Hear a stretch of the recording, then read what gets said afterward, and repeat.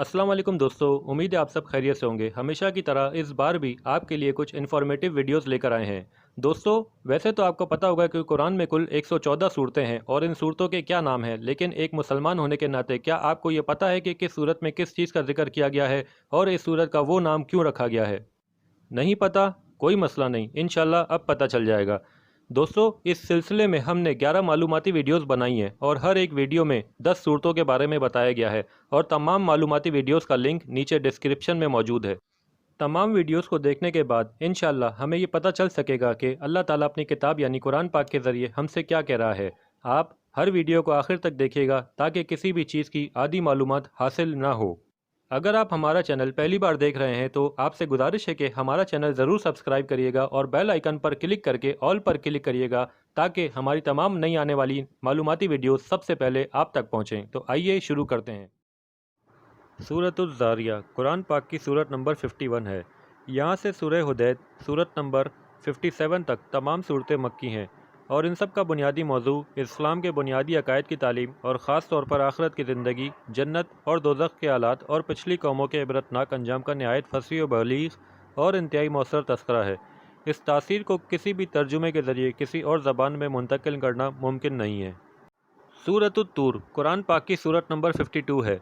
मज़ामीन की अंदरूनी शहादत से अंदाज़ा होता है कि यह भी मक्का मुअज़्ज़मा के इसी दौर में नाज़िल हुई है जिसमें सूरतुज़ ज़ारिया नाज़िल हुई थी। इस सूरत के आगाज़ में भी रसूल पाक सल्लल्लाहु अलैहि वसल्लम को यह हिदायत फरमाई गई है कि इन मुखालिफिन के इल्ज़ामात और एतराज़ात की परवाह किए बगैर अपनी दावत व तज़कीर का काम मुसलसल जारी रखें और आखिर में भी आपको ताकीद फरमाई गई है कि सब्र के साथ इन मज़ाहमतों का मुकाबला किए चले जाएँ यहाँ तक कि अल्लाह ताला का फ़ैसला आ जाए। इसके साथ आपको इत्मीनान दिलाया गया है कि आपके रब ने आपको दुश्मनाने हक़ के मुकाबले में उठाकर अपने हाल पर छोड़ नहीं दिया है, बल्कि वो बराबर आपकी निगरानी कर रहा है जब तक इसकी फ़ैसले की घड़ी ना आ जाए। आप सब कुछ बर्दाश्त करते रहें और अपने रब की हम्दो तस्बीह क़ुव्वत से जारी रखें जो ऐसे हालात में अल्लाह का काम करने के लिए दरकार होती हैं। सूरतुन नजम कुरान पाक की सूरत नंबर 53 है। ये सूरत मक्की ज़िंदगी की इब्तदाई दौर में नाज़िल हुई है, बल्कि बाज़ रवायात से मालूम होता है कि ये पहली वो सूरत है जो आपने अलल ऐलान ऐसे मजमे में पढ़कर सुनाई जिसमें मुसलमानों के साथ मुशरिकीन की भी बड़ी तादाद मौजूद थी। नीज़ ये पहली वो सूरत है जिसमें आयत सजदा नाजिल हुई और जिस वक्त आपने सजदे की आयत इस मजमे के सामने तिलावत फरमाई तो ये हैरत अंगेज़ वाक़या पेश आया कि आपने और आपके साथ मुसलमानों ने सजदा किया ही था। इस वक्त जो मुशरिकीन मौजूद थे इन्होंने भी सजदा किया। गालिबन इस सूरत के पुरशिकवा और मौसर मज़ामीन ने इन्हें भी मुसलमानों के साथ सजदा करने पर मजबूर कर दिया था। इस सूरत का असल मौजू हुज़ूर पाक सल्लल्लाहु अलैहि वसल्लम की रिसालत को साबित करना है और ये कि जो वही आप पर नाजिल होती है वो किसी शक व शुबे के बगैर अल्लाह ताला ही की तरफ से आती है और हज़रत जिब्राइल अलैहिस्सलाम लेकर आते हैं। और इस ज़मन में ये हकीकत भी बयान फरमाई गई है कि हुज़ूर पाक सल्लल्लाहु अलैहि वसल्लम ने इन्हें 2 मरतबा अपनी असल सूरत में देखा है। इनमें से एक इस वक्त देखा जब आप मेराज पर तशरीफ़ ले गए। हुज़ूर पाक सल्लल्लाहु अलैहि वसल्लम की रिसालत के असबात के साथ इसमें मुशरिकीन मक्का के गलत अकायद और इनके बास बेहुदा दावों की तरदीद भी है और पिछली उम्मतों पर नाजिल होने वाले अजाब के हवाले से इन्हें हक़ को तस्लीम करने की मौसर दावत भी दी गई है। नजम अरबी में सितारे को कहते हैं और चूँकि इस सूरत की पहली ही आयत में सितारे की कसम खाई गई है इसलिए इस सूरत का नाम सूरतुन नजम है। सूरतुल कमर कुरान पाक की सूरत नंबर 54 है। ये सूरत मक्का मुकर्रमा में इस वक्त नाजिल हुई जब हुज़ूर पाक सल्लल्लाहु अलैहि वसल्लम ने चाँद को 2 टुकड़े करने का मौजज़ा दिखाया, इसलिए इसका नाम सूरह कमर है। हज़रत आयशा रज़ियल्लाहु ताला से सही बुखारी में रवायत है कि जब ये सूरत नाजिल हुई उस वक्त मैं बच्ची थी और खेला करती थी। सूरत का मौजू दूसरी मक्की सूरतों की तरह कुफ़ार अरब को तौहीद, रिसालत और आखिरत पर ईमान लाने की दावत देना है और इसी ज़मन में आद समूद, हज़रत नूह और हज़रत लूत अलैहिस्सलाम की कौमों और फ़िरौन के दर्दनाक अंजाम का मुख्तसर लेकिन बहुत बलीग अंदाज में तज़किरा फरमाया गया है और बार बार ये जुमला दोहराया गया है कि अल्लाह ताला ने नसीहत हासिल करने के लिए कुरान करीम को बहुत आसान बना दिया है, तो क्या कोई है जो नसीहत हासिल करे। सूरह रहमान कुरान पाक की सूरत नंबर 55 है। ये सूरत वो वाहिद सूरत है जिसमें बैक वक्त इंसानों और जिन्नात दोनों को सराहत के साथ मुखातिब फरमाया गया है। दोनों को अल्लाह ताला की वो बेशुमार नेमतें याद दिलाई गई हैं जो इस कायनात में फैली पड़ी हैं और बार बार ये फ़िक्रा दोहराया गया है कि अब बताओ कि तुम दोनों अपने परवरदिगार की कौन कौन सी नेमतों को झुटलाओगे। اپنے اسلوب اور فصاحت و بلاغت کے اعتبار سے یہ بھی ایک منفرد صورت ہے جس کی تاثیر کو کسی اور زبان میں ترجمہ کر کے منتقل نہیں کیا جا سکتا۔ اس بارے میں روایات مختلف ہیں کہ یہ صورت مکی ہے یا مدنی۔ عام طور سے قرآن کریم کے نسخوں میں اس کو مدنی قرار دیا گیا ہے، لیکن علامہ قرطبی نے کئی روایتوں کی بنا پر یہ رجحان ظاہر کیا ہے کہ یہ مکی صورت ہے۔ واللہ عالم۔ سورہ واقعہ قرآن پاک کی صورت نمبر 56 ہے۔ یہ صورت مکی زندگی کے ابتدائی دور کی صورتوں میں سے ہے اور اس میں معجزانہ فصاحت و بلاغت کے ساتھ پہلے تو قیامت کے حالات بیان فرمائے گئے ہیں اور بتایا گیا ہے کہ آخرت میں تمام انسان اپنے انجام کے لحاظ سے 3 مختلف گروہوں میں تقسیم ہو جائیں گے۔ ایک گروہ اللہ تعالیٰ کے مقرب بندوں کا ہوگا جو ایمان اور عمل صالح کے لحاظ سے اعلیٰ ترین مرتبے کے حامل ہیں۔ دوسرا گروہ ان عام مسلمانوں کا ہوگا جنہیں ان کے اعمال نامے ان کے دائیں ہاتھ میں دیے جائیں گے، اور تیسرا گروہ ان کفار کا ہوگا جن کے اعمال نامے ان کے بائیں ہاتھ میں دیے جائیں گے۔ پھر ان تینوں گروہوں کو جن حالات سے سابقہ پیش آئے گا اس کی ایک جھلک بڑے مؤثر انداز میں دکھائی گئی ہے۔ اس کے بعد انسان کو خود اس کے اپنے وجود اور ان نعمتوں کی طرف توجہ دلائی گئی ہے کہ یہ سب اللہ تعالیٰ کی عطا ہے، اور اس کا تقاضا یہ ہے کہ انسان اسی کا شکر بجا لا کر اس کی وحدانیت کا اعتراف کرے اور توحید پر ایمان لائے۔ پھر آخری رکوع میں قرآن کریم کی حقانیت کا بیان فرماتے ہوئے انسان کو اس کی موت کا وقت یاد دلایا گیا ہے کہ اس وقت وہ کتنا ہی بڑا آدمی سمجھا جاتا ہو، نہ تو خود اپنی موت سے چھٹکارا پا سکتا ہے، نہ اپنے کسی محبوب کو موت سے بچا سکتا ہے۔ لہٰذا جو پروردگار موت اور زندگی کا مالک ہے وہی مرنے کے بعد بھی انسان کے انجام کا فیصلہ کرنے کا حق رکھتا ہے، اور انسان کا کام یہ ہے کہ اس کی عظمت کے آگے سر جھکائے۔ سورت کی پہلی ہی آیت میں واقعے کا لفظ آیا ہے جس سے مراد قیامت کا واقعہ ہے، اور اسی کے نام پر اس سورت کو سورہ واقعہ کہا جاتا ہے۔ سورۃ الحدید قرآن پاک کی سورت نمبر 57 ہے۔ اس سورت کی آیت نمبر 10 سے معلوم ہوتا ہے کہ یہ فتح مکہ کے بعد نازل ہوئی تھی۔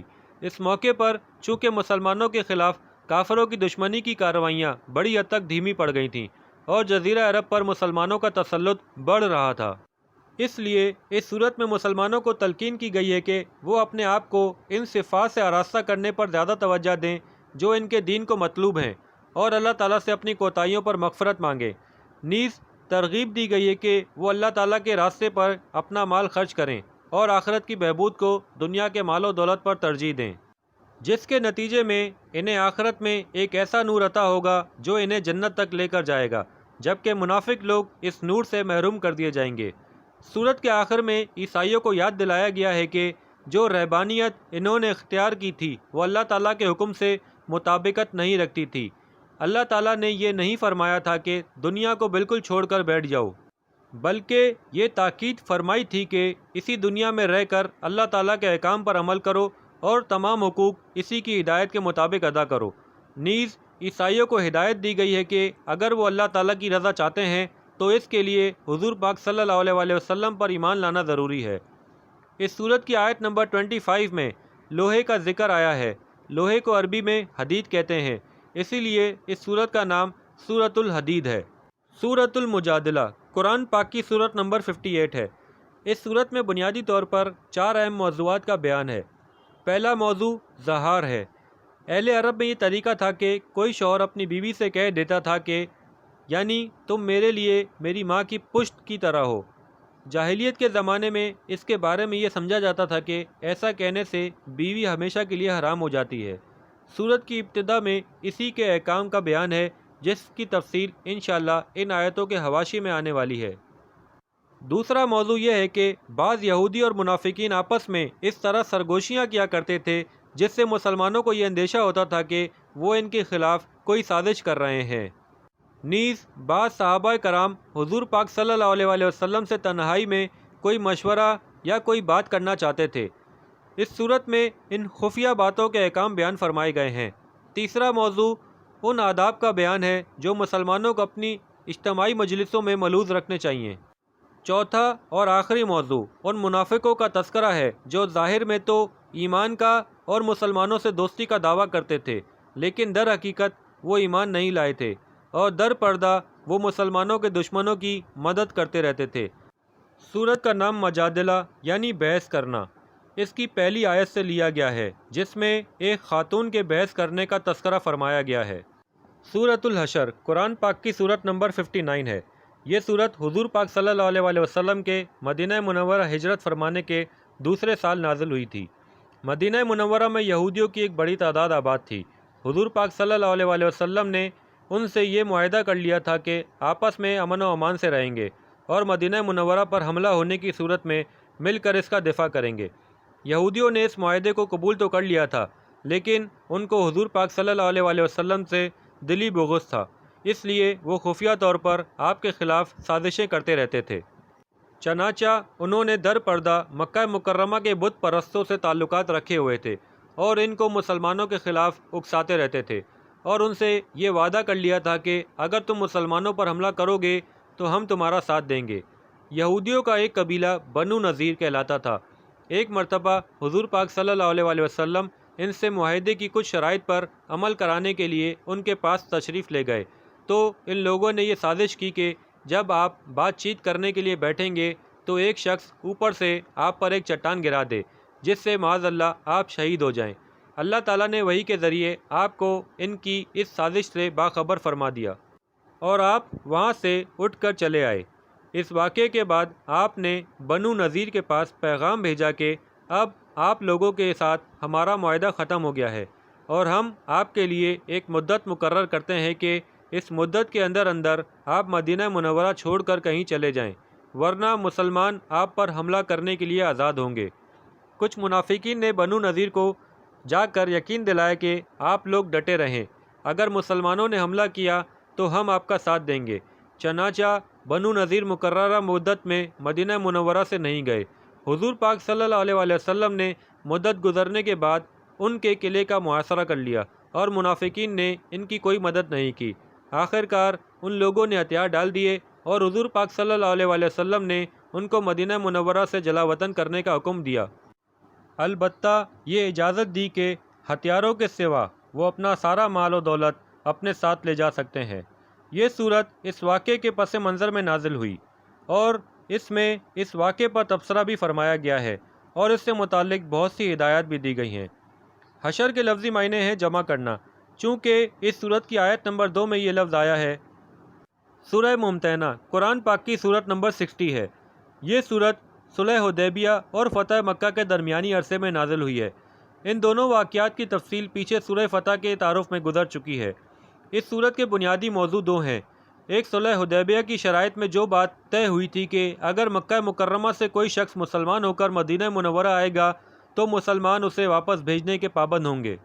اس کا اطلاق مسلمان ہو کر آنے والی عورتوں پر نہیں ہوگا، اور اگر کوئی عورت مسلمان ہو کر آئے گی تو نبی پاک صلی اللہ علیہ وسلم اس کا جائزہ لے کر دیکھیں گے کہ کیا واقعی مسلمان ہو کر آئی ہے یا آنے کا مقصد کچھ اور ہے۔ اگر اس جائزے سے یہ بات ثابت ہو کہ وہ واقعی مسلمان ہو کر آئی ہے تو پھر اسے واپس نہیں بھیجا جائے گا۔ اس صورت میں اگر وہ شادی شدہ ہو اور اس کا شوہر مکہ مکرمہ میں رہ گیا ہو، اس کے نکاح اور مہر وغیرہ سے متعلق کیا احکام ہوں گے وہ بھی اسی صورت میں بیان فرمائے گئے ہیں۔ اور جن مسلمانوں کے نکاح میں ابھی تک بت پرست عورتیں تھیں، ان کے بارے میں یہ حکم دیا گیا ہے کہ اب وہ ان کے نکاح میں نہیں رہ سکتیں، چونکہ اس صورت میں حضور پاک صلی اللہ علیہ وسلم کو ان عورتوں کا امتحان یا جائزہ لینے کا حکم دیا گیا تھا، اس لیے اس صورت کا نام ممتحنہ ہے، یعنی امتحان لینے والی۔ صورت کا دوسرا موضوع جو بالکل شروع میں بیان ہوا ہے وہ یہ ہے کہ مسلمانوں کے لیے غیر مسلموں سے کس قسم کے تعلقات رکھنا جائز ہے اور کس قسم کے ناجائز۔ چنانچہ صورت کو اس حکم سے شروع فرمایا گیا ہے کہ مسلمانوں کو دشمنوں سے خصوصی دوستی نہیں رکھنی چاہیے۔ ان آیاتوں کے نزول کا پس منظر یہ ہے کہ سورہ فتح کے تعارف میں ہم یہ بیان کر چکے ہیں کہ صلح حدیبیہ کے معاہدے کو مکہ مکرمہ کے کافروں نے 2 سال کے اندر اندر ہی توڑ دیا تھا، اور حضور پاک صلی اللہ علیہ وسلم نے قریش کے لوگوں پر واضح فرما دیا تھا کہ اب وہ معاہدہ باقی نہیں رہا۔ اس کے بعد آپ نے مکہ مکرمہ کے کفار پر ایک فیصلہ کن حملہ کرنے کی تیاری شروع فرما دی تھی، لیکن ساتھ ہی یہ کوشش تھی کہ قریش کے لوگوں کو آپ کی تیاری کا علم نہ ہو۔ اسی دوران سارا نام کی ایک عورت جو گانا بجا کر پیسے کماتی تھی مکہ مکرمہ سے مدینہ منورہ آئی، اور اس نے بتایا کہ وہ مسلمان ہو کر نہیں آئی بلکہ وہ شدید مفلسی میں مبتلا ہے، کیونکہ جنگ بدر کے بعد قریش مکہ کی عیش و عشرت کی محفلیں ویران ہو چکی تھیں، اب کوئی اسے گانے بجانے کے لیے نہیں بلاتا، اس لیے مالی امداد حاصل کرنے کے لیے آئی ہے۔ حضور پاک صلی اللہ علیہ وآلہ وسلم نے بنو عبد المطلب کو اس کی مدد کرنے کی ترغیب دی اور اس کو کچھ نقدی اور کچھ کپڑے دے کر رخصت کیا گیا۔ دوسری طرف مہاجرین صحابہ کرام میں حضرت حاطب بن ابی بلتہ رضی اللہ تعالیٰ عنہ ایک ایسے بزرگ تھے جو اصل میں یمن کے باشندے تھے اور مکہ مکرمہ آ کر بس گئے تھے۔ مکہ مکرمہ میں ان کا قبیلہ نہیں تھا، وہ خود تو ہجرت کر کے مدینہ منورہ آ گئے تھے، لیکن ان کے اہل و عیال مکہ مکرمہ ہی میں رہ گئے تھے، جن کے بارے میں انہیں یہ خطرہ تھا کہ کہیں قریش کے لوگ ان پر ظلم نہ کریں۔ دوسرے مہاجر صحابہ جن کے اہل و عیال مکہ مکرمہ میں رہ گئے تھے، انہیں تو کسی قدر اطمینان تھا کہ ان کا پورا قبیلہ وہاں موجود ہے جو کافروں کے ظلم و ستم سے انہیں تحفظ دے سکتا ہے، لیکن حضرت حاطب رضی اللہ تعالیٰ کے اہل و عیال کو یہ تحفظ حاصل نہیں تھا۔ جب سارا نامی عورت مکہ مکرمہ واپس جانے لگی تو ان کے دل میں یہ خیال آیا کہ اگر میں قریش کے لوگوں کو خفیہ طور پر ایک خط میں یہ اطلاع دے دوں کہ حضور پاک صلی اللہ علیہ وآلہ وسلم ان پر حملہ کرنے کی تیاری کر رہے ہیں، تو اس سے حضور پاک صلی اللہ علیہ وآلہ وسلم کا تو کوئی نقصان نہیں ہوگا، کیونکہ اللہ تعالیٰ نے آپ سے مکہ مکرمہ کی فتح کا وعدہ فرما رکھا ہے، لیکن میری طرف سے قریش پر ایک احسان ہو جائے گا اور اس احسان کی وجہ سے وہ میرے اہل و عیال کے ساتھ نرمی کا معاملہ کریں گے۔ چنانچہ انہوں نے ایک خط لکھ کر سارا کے حوالے کر دیا کہ وہ قریش کے سرداروں کو پہنچا دے۔ ادھر اللہ تعالیٰ نے وحی کے ذریعے حضور پاک صلی اللہ علیہ وآلہ وسلم کو اطلاع دے دی کہ سارا ایک خفیہ خط لے کر گئی ہے اور روضہ خاک کے مقام تک پہنچ چکی ہے۔ آپ نے حضرت علی، حضرت مرثد اور حضرت زبیر رضی اللہ تعالیٰ کو اس مہم پر روانہ فرمایا کہ وہ اس عورت کا پیچھا کر کے اس سے وہ خط برآمد کریں اور یہاں واپس لے آئیں۔ یہ حضرات گئے اور انہوں نے وہ خط برآمد کر لیا۔ حضرت حاطب رضی اللہ تعالیٰ سے جب پوچھا گیا تو انہوں نے معذرت کی اور اپنی اس غلطی کی وجہ بیان کی جو اوپر ذکر کی گئی ہے۔ حضور پاک صلی اللہ علیہ وآلہ وسلم نے ان کی نیک نیتی کی وجہ سے ان کی اس غلطی کو معاف فرما دیا۔ اسی واقعے پر اس سورت کی ابتدائی آیات نازل ہوئیں۔ مجھے امید ہے کہ آج کی یہ ویڈیو آپ کو انفارمیٹیو لگی ہوگی۔ اگر ویڈیو آپ کو اچھی لگی ہے تو اس ویڈیو کو لائک کریے اور اپنے دوستوں کے ساتھ ضرور شیئر کیجیے، اور مزید اس طرح کی انفارمیٹیو ویڈیوز حاصل کرنے کے لیے ہمارے چینل کو سبسکرائب کریے اور بیل آئیکن پر کلک کرنے کے ساتھ ساتھ آل پر کلک کیجیے تاکہ ہماری تمام نئی آنے والی ویڈیوز کا نوٹیفیکیشن سب سے پہلے آپ کو ملے۔